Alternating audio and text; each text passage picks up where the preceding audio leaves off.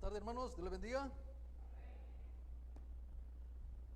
Gracias a Dios, ¿verdad? Porque nos permite estar nuevamente reunidos aquí en el lugar que Él nos proveó para adorarle y exaltar su nombre. Dios ha sido bueno.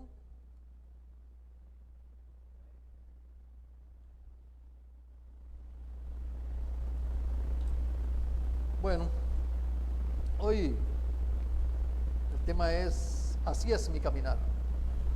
Voy a invitarles que se vayan a la Biblia en Mateo 20, por favor.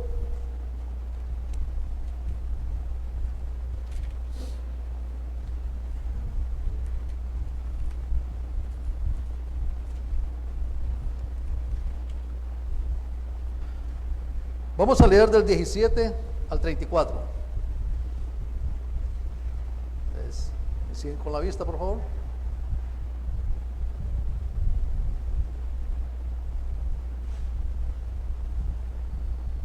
Voy. Subiendo Jesús a Jerusalén, tomó a sus 12 discípulos aparte en el camino y les dijo: He aquí subimos a Jerusalén, y el Hijo del Hombre será entregado a los principales sacerdotes y a los escribas, y le condenarán a muerte, y lo entregarán a los gentiles para que lo escarnezcan, le azoten y le crucifiquen, mas el tercer día resucitará. Entonces se le acercó la madre de los hijos de Zebedeo con sus hijos, postrándose ante él y pidiéndole algo. Él le dijo: ¿qué quieres? Ella le dijo: ordena que en tu reino se sienten estos dos hijos míos, el uno a tu derecha y el otro a tu izquierda. 22. Entonces Jesús respondiendo dijo: no sabéis lo que pedís. ¿Podéis beber del vaso que yo he de beber y ser bautizados con el bautismo con que yo soy bautizado? Y ellos le dijeron: podemos. Él les dijo: a la verdad, de mi vaso beberéis, y con el bautismo con que yo soy bautizado seréis bautizados, pero el sentaros a mi derecha y a mi izquierda no es mío darlo, sino a aquellos para quienes está preparado por mi Padre. Cuando los 10 oyeron esto, se enojaron contra los 2 hermanos. Entonces Jesús llamándolos dijo: ¿sabéis que los gobernantes de las naciones se enseñorean de ellas, y los que son grandes ejercen sobre ellas potestad? Mas entre vosotros no será así, sino que el que quiera hacerse grande entre vosotros será vuestro servidor, y el que quiera ser el primero entre vosotros será vuestro siervo. Como el Hijo del Hombre no vino para ser servido, sino para servir y para dar su vida en rescate por muchos. 29. Al salir ellos de Jericó, les seguía una gran multitud, y 2 ciegos que estaban sentados junto al camino, cuando oyeron que Jesús pasaba, clamaron diciendo: Señor, Hijo de David, ten misericordia de nosotros. Y la gente les reprendió para que callasen, pero ellos clamaban más diciendo: Señor, Hijo de David, ten misericordia de mí y de nosotros. Y deteniéndose Jesús los llamó y les dijo: ¿qué queréis que os haga? Y ellos le dijeron: Señor, que sean abiertos nuestros ojos. Entonces Jesús, compadecido, les tocó los ojos, y enseguida recibieron la vista y le siguieron. Padre, eres bueno, grande, bondadoso, misericordioso, omnipresente, Señor, omnisciente. Sabemos, Dios, de que estamos aquí porque tú lo has permitido. Que tu presencia nos acompañe en todo momento, Dios. Y aquí estamos, Señor, en este lugar, para poder aprender de ti, de tu palabra. Dios, te pedimos que seas tú dirigiendo nuestra palabra en este tiempo, nuestro caminar a través de la lectura, Señor. Que abras el entendimiento de cada uno de los hermanos. Y que también a mí, Señor, ya que soy el que estás usando en esta tarde para exponer tu palabra. Dios, ayúdanos, y que sea tu Espíritu Santo guiándonos. Te lo pedimos, Señor, en nombre de Cristo Jesús. Amén.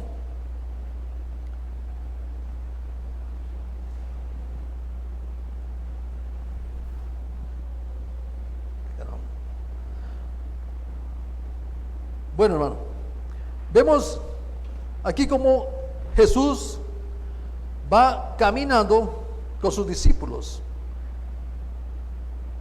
Aparte, dice en el camino, subiendo Jesús a Jerusalén, iba hacia Jerusalén, tomó a sus 12 discípulos aparte en el camino y les dijo: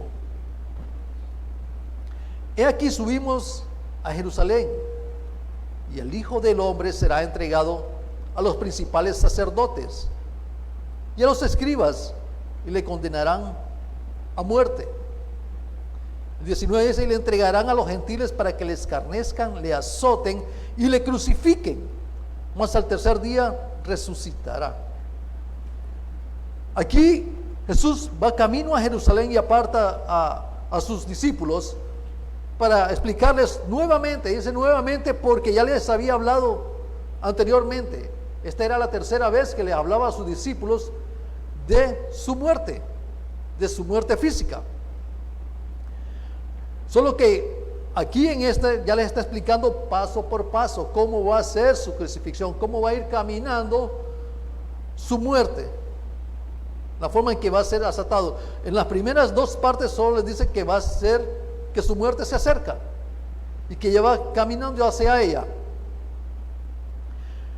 Jesús ahí los saca aparte. Y todavía al ir entendiendo más adelante en la lectura, vamos y empezamos entendiendo que los discípulos todavía no entienden muy bien lo que Él está hablando, en su contexto de que está hablando ya de su muerte. Y dice que iban camino a Jerusalén, y Él los llama aparte. Y les dice que el hombre, el Hijo del Hombre, será entregado a los principales sacerdotes y a los escribas. Estos eran los principales encargados de la ley de Israel, de Jerusalén en ese tiempo. Eran las autoridades sobre el pueblo de Israel en ese tiempo. Claro, en ese tiempo Israel estaba sometido por los romanos. Pero aquí Jesús les está explicando a ellos que Él será entregado a los principales sacerdotes y a los escribas, los cuales ellos serán los encargados de condenarlo a muerte. Ellos serán los encargados de juzgarle. Pero en el 19 dice: y le entregarán a los gentiles.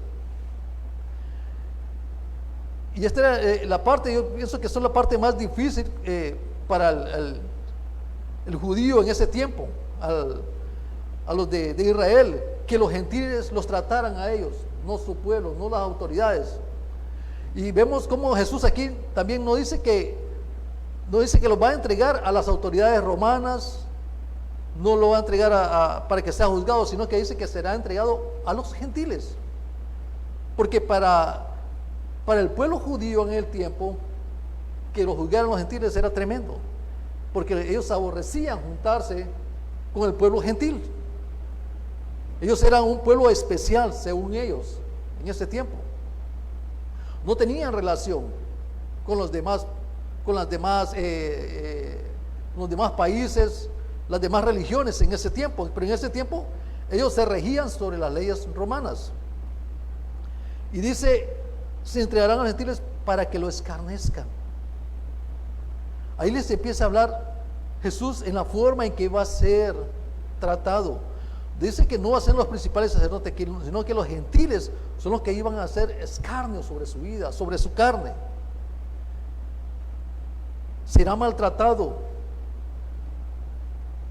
Le van a azotar, les dice. Va a ser azotado fuertemente. Y le crucifiquen. Hermanos, Jesús, desde que Él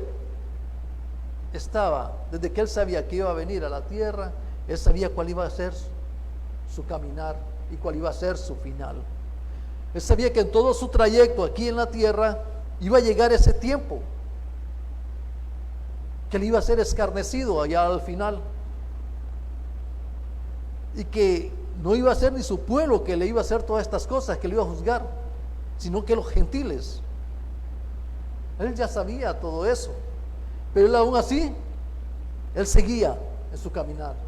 Él seguía su camino a la crucifixión. Él sabía su camino hacia la cruz. En el único momento que él sintió pena fue cuando estaba en Getsemaní, cuando pidió al Señor que si era posible que no pasara esa copa sobre él. Debíamos como Jesús sabía todo el sufrimiento que iba a pasar. Él estaba consciente en su camino hacia la cruz, pero también dice que el tercer día él iba a resucitar, que el Hijo del Hombre iba a resucitar al tercer día. Iba a sufrir todo eso, pero él iba a resucitar. Ya en el 20 vemos cuando se le acerca la madre de Jacobo y de Juan, los hijos de Zebedeo, con sus hijos, postrándose ante él y pidiéndole algo. Ella le dijo: ordena que en tu reino se sienten estos dos hijos míos, el uno a tu derecha y el otro a tu izquierda. Esto nos indica que ellos ya sabían y estaban seguros que Jesús iba a ser glorificado, que ya se acercaba el reino de Jesús, donde él iba a reinar. Ellos ya sabían que ya se acercaba ese tiempo y ese momento, porque en Marcos dice que es la misma lectura paralela, donde dice que no es la madre que habla, sino que dice Marcos que son ellos, los hijos, que hablan. Entonces podemos entender aquí en Mateo que ella abre la puerta para que sus hijos empiecen a hablar lo que quieren, y es el tomar parte de la, podríamos decir, de la parte alta, donde va a estar Jesús gobernando el reino. Ellos estaban viendo sus posiciones, ya podemos decir que estaban fijando sus posiciones en el liderazgo del nuevo reino de Jesús, pero lo estaban viendo en la forma política, en lo que le habían ido entendiendo anteriormente, como les habían enseñado en las leyes, en los libros anteriores. Y Dios dice, quieren y desean ser grandes en el reino de Jesús, donde él iba a reinar, y por eso llegan con esa petición. Van con ese deseo de ser tomados en la parte más alta del liderazgo del reino de Jesús. Entonces Jesús respondiendo dijo: ¿no sabéis lo que pedís? ¿Podéis beber del vaso que yo de beber y ser bautizados con el bautismo que yo soy bautizado? Ellos le dijeron: podemos. Cuando el Señor habla, bueno, la mayor parte de la Biblia, cuando habla de copas, de vasos, de cáliz, solo habla, bueno, lo que yo he leído hasta el momento, habla de cosas feas, de torturas, de ira, solo cosas terribles. Cuando habla de cáliz, y aquí Jesús se está refiriendo a ese vaso. Ellos seguramente no entendían muy bien qué clase de vaso, qué es la toma que iban a tomar, y ellos dijeron: sí podemos. Estaban seguros que sí lo iban a hacer. No dijeron ni lo pensaron ni nada. Sí, podemos pasar ese vaso, podemos ser bautizados como tú serás bautizados. Pero ellos no sabían del trago amargo del que estaba hablando Jesús, de esa copa, de ese vaso, que les estaba diciendo que si estaban listos y dispuestos a tomarlo. Ellos le dijeron: podemos. Él les dijo: a la verdad de mi vaso beberéis, y con el bautismo con que yo soy bautizado seréis bautizados. Con el mismo vaso que bebió Jesús, del mismo vaso bebieron estos dos apóstoles, porque Jesús estaba hablándoles del vaso del sufrimiento, del trago amargo que iba a pasar Jesús cuando fuera entregado, de la muerte, de la crucifixión que iba a pasar, De eso estaba hablando Jesús. Estaba hablando del bautismo, del sufrimiento que le iba a pasar. De eso precisamente estaba hablándoles Jesús. Y los dos, sin saber de lo que les está hablando Jesús, pasaron por ese trago amargo. Porque Jacobo fue decapitado cuando ya entendieron verdaderamente lo que era de los que habían sido llamados por Jesús. Jacobo fue decapitado, y según la historia en Eusebio, Jacobo, la persona, esto no está en la Biblia, sino que Eusebio, el escritor, el historiador, según dice que la persona que el encargado que estaba teniéndolo para que no se escapara cuando estaba preso, antes de ir a ser decapitado, se entregó a los pies de Cristo por el testimonio de Jacobo. Y Juan, pues fue que murió de vejez, pero tuvo que sufrir muchas vicisitudes antes de llegar a Patmos. Fue hasta hervido, vivo, con agua hervida, o aceite. Entonces, sufrieron bastante estos dos apóstoles. Pero dice el Señor que no era de él darlo, sino a aquellos para quienes está preparado por mi Padre. Ese momento está preparado por Dios, los que se van a sentar. Está preparado para aquellos que entreguen su vida al Señor y que están dispuestos a beber de esa copa a diario. No es que el Señor ya los tiene predestinados, para no enredar lo que es la predestinación, que muchos creen que ya no es necesario trabajar en el Señor porque ya están predestinados. No, están predestinados los que creen en el Señor para servirle. Están predestinados para estar ahí los que le van a servir al Señor. Entonces Jesús, en el 24, cuando los 10 oyeron esto, se enojaron contra los dos hermanos. Se enojaron. ¿Qué pasaría ahí? Tuvieron un problema entre ellos, porque aquellos, hubo una discordia. Puede ser que también ellos querían estar en ese lugar y aquellos se le adelantaron. Pudo haber sido eso. Según los escritores, llevan a eso, a que estos sintieron cierto temor de que aquellos les quitaran el puesto, porque no dice en qué forma hablaron con ellos. Entonces Jesús, llamándolos, dijo: ¿sabéis que los gobernantes de las naciones se enseñorean de ellas, y los que son grandes ejercen sobre ellas potestad? Jesús les está diciendo esto por la posición que ellos estaban queriendo tomar, que ellos querían mandar, querían ser parte gobernantes, querían ser autoridad del nuevo reino del que les hablaba Jesús. Por eso les está llamando a eso. Los gobernantes de las naciones se enseñorean de ellos.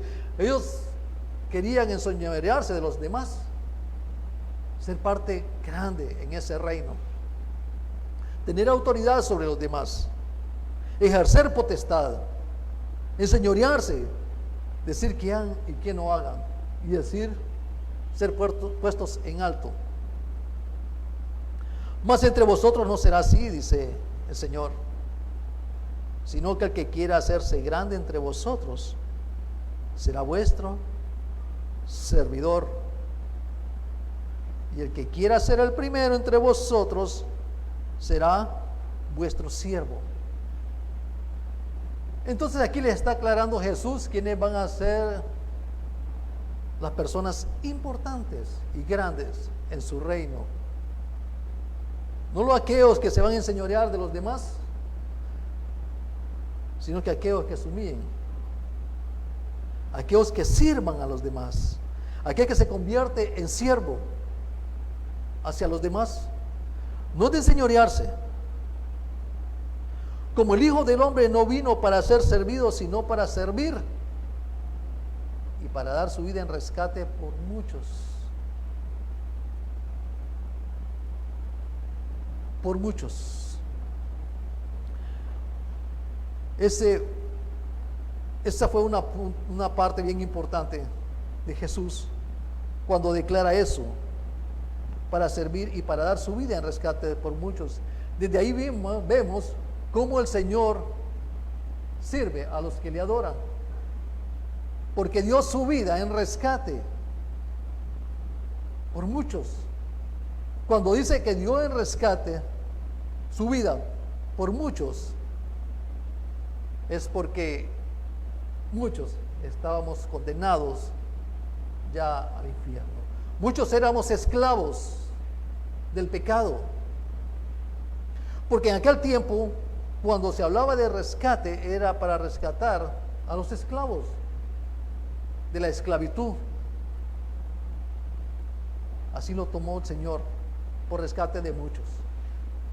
Aquellos que ya no quieren ser esclavos del pecado, aquellos que quieren huirle al fuego eterno. Entonces, el Señor ahí demostró su servicio, su deseo de servir, sirviéndonos a nosotros para ser rescatados. Porque nosotros éramos los que íbamos a ser sacrificados, no Jesús. Entonces, ahí donde dice, no vino para ser servido, sino para servir, y sirvió para rescatarnos de la muerte eterna, a nosotros, a los que abrimos nuestro corazón para recibirle. Continuamos cuando dice, 2 ciegos reciben la vista. Al salir ellos de allí, de Jericó, les seguía una gran multitud. Seguía Jesús en su caminar hacia la cruz, hacia Jerusalén. Esa era su vista, estaba puesta en la cruz. Para allá iba. Y 2 ciegos que estaban sentados junto al camino, cuando oyeron que Jesús pasaba, clamaron diciendo, Señor, Hijo de David, ten misericordia de nosotros. Y la gente les reprendió para que callasen, pero ellos clamaban más diciendo, Señor, Hijo de David, ten misericordia de nosotros. Clamaban más fuerte hacia Dios. Hoy estábamos en el estudio con los muchachos, con los jóvenes, hablando sobre la oración. Que el cristiano exclama, aclama y clama cada vez más fuerte al Señor en la oración cuando está en dificultades. Pero cuando está cómodo, que todo está bien, su oración baja de ritmo, baja de decibeles, ¿cómo le llaman los técnicos? Baja, y cada vez va a ir bajando, y ahí donde muchos se van perdiendo. Entonces el Señor ya no los escucha, porque ya no hablan con Él. Estos estaban clamándole al Señor porque tenían una gran necesidad, y sabían que Dios les podía sanar. Entonces, ¿qué pasó en el 32? Dice Jesús mientras caminaba, dice, deteniéndose Jesús en su camino, los llamó y les dijo, ¿qué queréis que os haga? Señor, que sean abiertos nuestros ojos, le dijeron estos. Ellos estaban desesperados por un milagro en su caminar. Deseaban ser sanados, deseaban mirar todos los alrededor, deseaban un milagro, sabían que Jesús los podía sanar. Entonces Jesús, compadecido, les tocó los ojos y enseguida recibieron la vista y le siguieron a Jesús en su caminar. En su caminar, ¿a dónde iba Jesús? Iban ellos, exaltando al Señor. ¿Qué veo yo en estas 3 lecturas, hermanos? Que el mundo camina, y el mundo no para, sigue caminando. El tiempo camina y no se detiene. Muchos que andábamos en el mundo, digo muchos porque hay varios jóvenes aquí que han crecido en la iglesia, caminamos, de repente prosperábamos, nos caíamos, y muchos caminan y prosperan aún en el mundo, pero aún siempre hay un círculo vicioso que no los lleva a ningún sentido. Sin sentido, hay un círculo vicioso en nuestro caminar en el mundo. Cuando ya venimos a Cristo hay una gran diferencia, ese círculo como que se detiene. Y hay una perspectiva diferente. Ya miramos el mundo de diferente manera. Ya se terminó el círculo.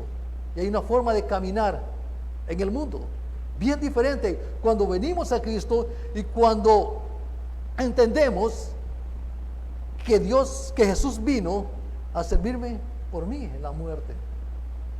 Cuando Jesús caminó hacia la cruz por mí, fue caminando. Entonces, a partir de ahí, vemos cómo el mundo sigue caminando. Todos caminamos, hermanos, de diferente manera, hacia diferentes direcciones, pero no dejamos de caminar. Pero, ¿cómo está nuestro caminar? Cuando nos levantamos en la mañana, después de orar, después de esos 10, 15 minutos, 20 minutos de oración todos los días, y abrimos la puerta, vamos mirando aquella cruz. La gente a nuestro alrededor mira que nosotros caminamos hacia la cruz donde Jesús fue crucificado. La gente nota, hermanos, de que si nosotros, cuando abrimos nuestro corazón una vez, fuimos crucificados en la cruz con Cristo, juntamente con Cristo. Hermano, cuando nosotros nos levantemos, caminemos siempre nuestra mirada en la cruz, porque no vamos a parar de caminar en este mundo hasta que el Señor nos recoja. No vamos a parar de caminar. Ya no vamos a caminar en círculos como antes sin conocer a Cristo. Ahora caminamos, nuestra mirada tiene que estar allá donde Jesucristo fue crucificado, porque ahí tenemos que ser crucificados nosotros todos los días. Todos los días.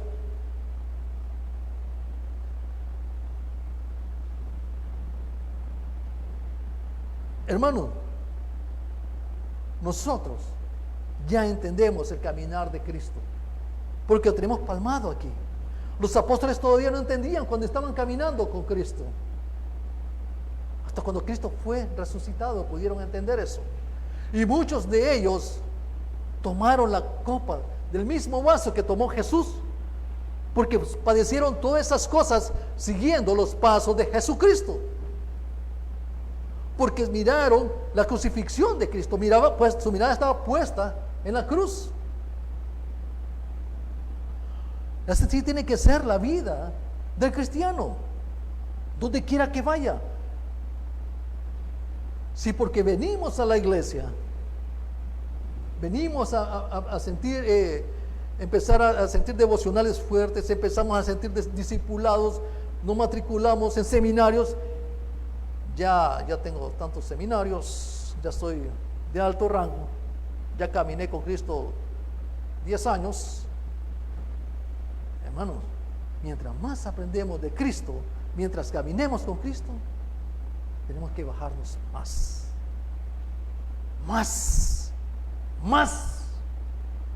Cuando caminamos mirando la cruz aquella cruz donde fue crucificado Jesucristo, así tiene que ser. Y hermanos, yo no sé si ustedes han visto eso. Aquella persona que es cristiana, en sus puestos de trabajo, los toman como principales, los toman en algo especial, porque saben que es cristiano. Los empiezan a tomar en cuenta en puntos especiales. A mí en mi trabajo ni factura me piden, porque yo compro un montón de cosas, solo digo gasto tanto y no me las piden, porque ya saben de mi caminar. Y porque miro a Cristo allá, miro esa cruz siempre allá. Miren, yo soy malo para guardar facturas, pésimo para guardar facturas, Pero esas facturas que no son mías, ya las ando cuidando, las ando todas arrugadas y ando preocupado por aquellas facturas.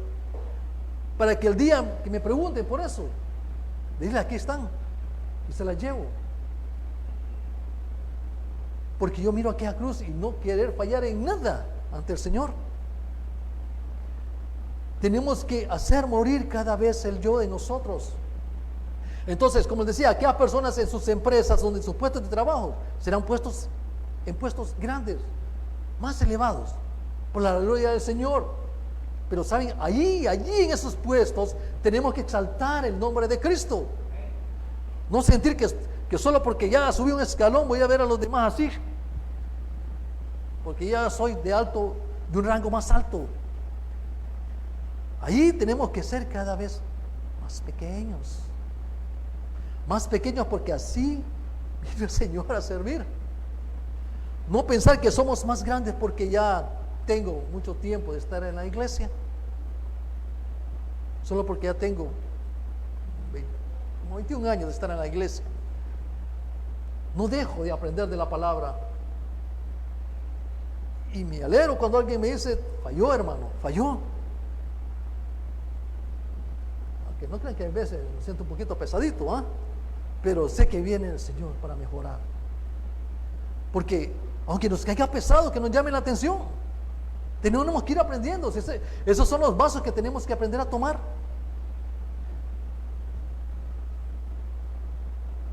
Dice el Señor que no podemos aspirar a cosas más altas.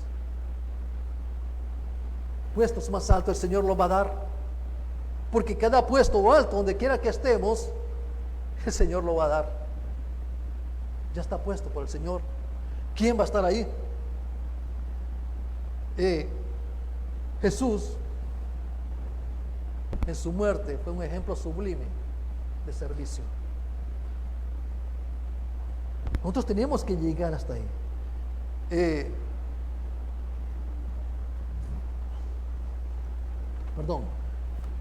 Nuestro servicio tiene que ser permanente, hermano, no solo con los cristianos. No podemos estar al servicio de solo los hermanos cristianos. Porque entonces, ¿cómo vamos a llevar a los demás a Cristo? Nuestro servicio tiene que ser a los inconversos, a los gentiles. Que pudiéramos llenar este templo de gente inconversa sería espectacular, porque tarde o temprano el Espíritu Santo les va a tocar su corazón. Un ejemplo. Supongamos que esté la hermana Iris, ¿verdad? Que ya pueda manejar y que ya tenga su carrito y que se le punche. Que tenga 1 hora de estar esperando ahí. Esperando al hermano Tulio que llegue para que le cambie la llanta, y el hermano Tulio lejos. Pero viene otra persona, aún sea inconverso, y se estacione ahí a quererle ayudar. ¿Cuál creen que va a ser la primera frase que va a decir la hermana Iris? ¿Cuál creen que va a hacer? Gracias a Dios que vino. Desde ahí. ¿Y otros qué dicen? Es un milagro que alguien se haya parado aquí. Jesús en su caminar iba haciendo milagros. También nosotros, nadie va a hacer de esa clase de milagros, aunque el Señor dice que serán cosas más grandes. Pero es un milagro tocar el corazón.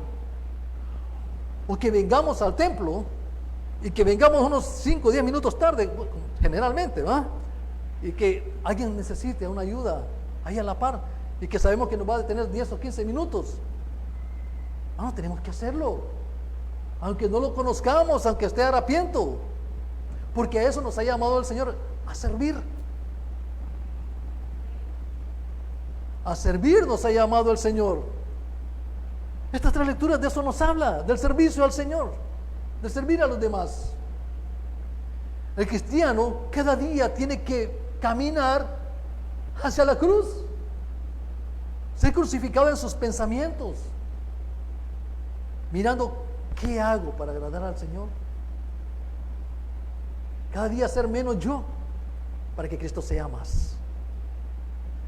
La conducta del cristiano tiene que estar lista, hermanos, lista para servir. Que hay veces que pasamos, lo digo porque sí me ha pasado a mí, pasamos y necesita ayuda. Tal vez alguien se para. Usted piensa que le agradó eso al Señor. ¿Qué hice?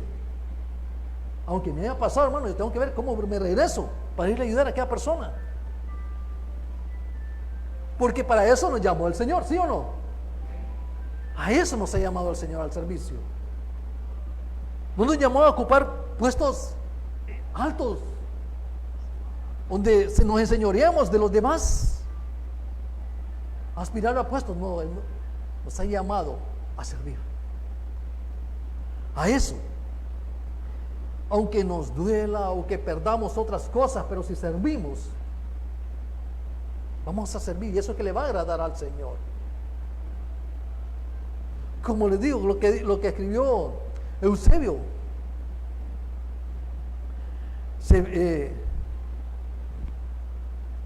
Uno de los hijos del hermano de Juan murió sirviéndole al Señor.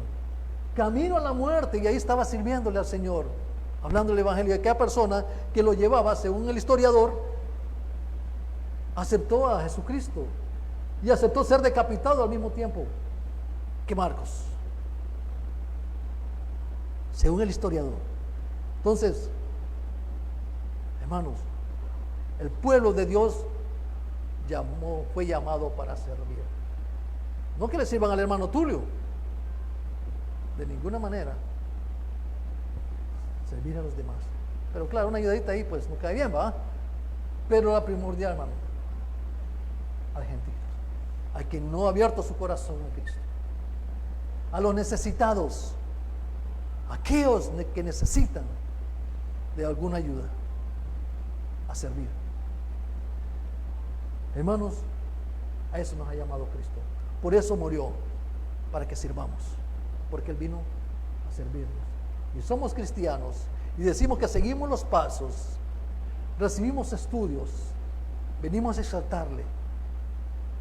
Lo vamos a llevar a lo sumo mientras sirvamos, porque todo el mundo va a exaltar al Señor. Cada tiempo en nuestro caminar que sea una oportunidad de hablarles de Cristo a las personas, esa es la mejor oportunidad, sirviéndoles a ellos. Hay veces que decimos, no, sé que a mí no tengo oportunidad para hablarles a los demás. Si no les servimos, si no ayudamos a los que no conocen de Cristo, nunca vamos a tener unas oportunidades. Como les decía, de la oración, cuando más necesitamos, cuando las personas más claman a Dios. Cuando más claman a Dios. Entonces, cuando necesitan la persona, están necesitando, son las oportunidades de servir. Y ahí, miren, sembrar la semillita. Cristo le ama. Quiere amarlo cada vez más. No se ha olvidado de usted, por eso me mandó para ayudarle. Cierren sus ojos, hermanos, vamos a orar.